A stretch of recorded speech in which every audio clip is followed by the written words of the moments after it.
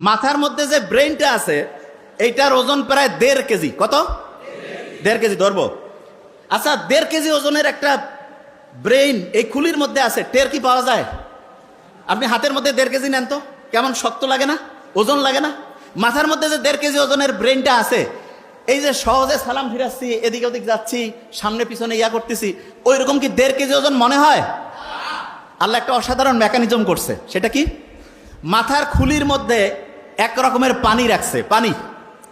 পানি রাখার কারণে আমরা যখন নদীতে সাঁতার কাটি তখন আমাদের শরীরটা হালকা হয়ে যায়। এটা আর্কিমিডিস বলে একজন বিজ্ঞানী আবিষ্কার করছে।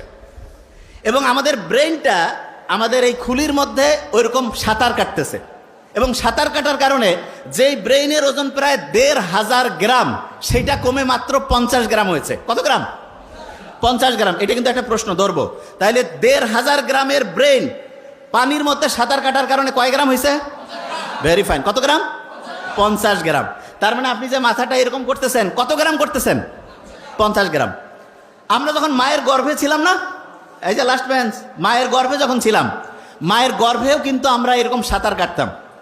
এবং আল্লাহ এত সায়েন্টিফিক, মায়ের গর্ভে যখন আমরা ছিলাম মাকে লাথি মারতাম, গুতা মারতাম, কিন্তু মা যে কষ্ট করতো, এই জন্য মায়ের আলাদা একটা মর্যাদা আল্লাহ দিয়েছেন।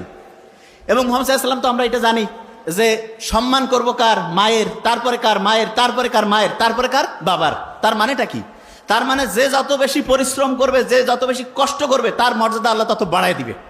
আমরা যারা মুসলমান সমাজের আছি, আমাদের সবচেয়ে শ্রেষ্ঠ একটা বৈশিষ্ট্য হইতে হবে চেষ্টা করা, পরিশ্রম করা। 1 নম্বর বৈশিষ্ট্য কি হবে? চেষ্টা করা, পরিশ্রম করা। পরিশ্রম আর চেষ্টা করার যে স্টাইলটা, সেইটা আল্লাহ আমাদের গোটাল ডেইলি রুটিনের মধ্যে অলরেডি দিয়ে দিয়েছেন। কিরকম? মুসলমান যারা 5 ওয়াক্ত নামাজ পড়ে না, 5 ওয়াক্ত ফজর যখন আমি নামাজ পড়ি, নামাজ পড়ার পরে আমরা অনেকে মূর্খ, তো নামাজ পড়ার পরে ইচ্ছা মতো ঘুমাই গেলাম, তার লাভটা কি হইল? আল্লাহ নামাজ পড়ার পরে আমাদেরকে পরিশ্রমে যাওয়ার জন্য সবচাইতে বেশি হচ্ছে উদ্বুদ্ধ করছে। নামাজ শেষ করো, তারপরে তোমার জীবিকা অন্বেষণে বের হয়ে যাও। জীবিকা অন্বেষণ মানেটা কি? স্টুডেন্ট যারা, সে কি টাকা ইনকাম করবে? নো, তার প্রধান কাজ কি? পড়াশোনা করা। তাইলে আমি ফজরের নামাজ যখন পড়লাম, তারপরে আমার প্রথম কাজ কি হবে? পড়াশোনা করা। কি করা? পড়াশোনা। পড়াশোনার ক্ষেত্রে সবচেয়ে ভালো বুদ্ধি যেটা, সেটা হচ্ছে আগে কোরআন পড়ে নিব।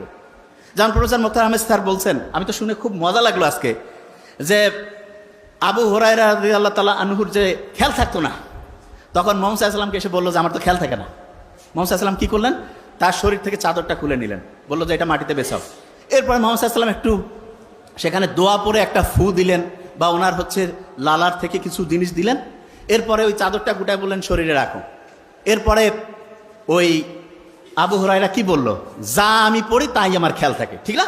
আবু হুরায়রা খেয়াল থাকতো না। তার মানে মানুষের মুহাম্মদ সাল্লাল্লাহু আলাইহি ওয়াসাল্লামের এই যে অসাধারণ একটা মানে বরকতের পূর্ণ অসাধারণ একটা হচ্ছে যে দোয়ার বরকতে তার স্মরণ শক্তিটা অন্য লেভেলে চলে গেছে না? তাহলে আমরা যারা এখানে স্টুডেন্টরা আছি, আল্লাহর কাছে কিন্তু মুহাম্মদ সাল্লাল্লাহু আলাইহি ওয়াসাল্লাম তো নাই, কিন্তু তার শেখানোর রাস্তায় আমরা কিন্তু আল্লাহর কাছে চাইতে পারি। প্রথম যে কাজটা করবো সেটা হচ্ছে কোরআন পড়া। প্রথম কাজটা কি? আচ্ছা, এবার আমি বলি আগে। ব্রেইনে যে পানিটা আছে, এইটার কারণে ব্রেইনের ওজনটা কত গ্রাম হয়? 50 গ্রাম। আচ্ছা, এবার শুনি।